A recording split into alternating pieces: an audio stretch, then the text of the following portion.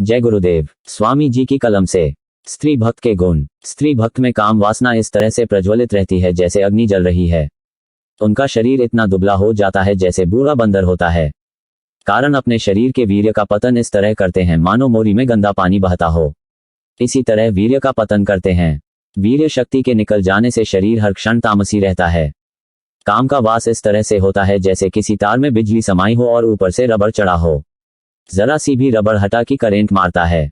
स्त्री भक्त को जरा भी छेड़ा की लड़ पड़े। स्त्री भक्त की मनोवृत्तियां सदा चंचल रहती हैं। कभी किसी बात का निर्णय नहीं कर सकेगा। उसकी बुद्धि सदा भ्रमित और संशय युक्त बनी रहती है। स्त्री भक्त गुरु की आज्ञा में कदापि न चल सकेगा क्योंकि स्त्री के स्वभाव में जरा सी ठेस पहुंची कि फौरन स्त्री उसके ऊपर सवार हो जाती है और उसकी बुद्धि को एक शब्द में नष्ट कर देती है। स्त्री भक्त कभी भी सत्य नहीं बोलता है।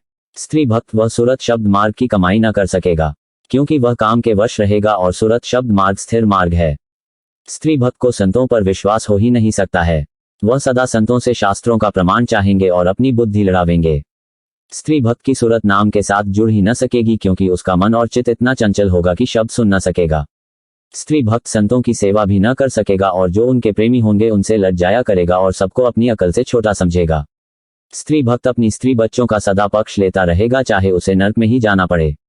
स्त्री भक्त को ईश्वर पर विश्वास होता ही नहीं है। परमात्मा के होने में सदा संदेह बना रहता है। विचारता है कि परमात्मा है ही नहीं। जय गुरुदेव।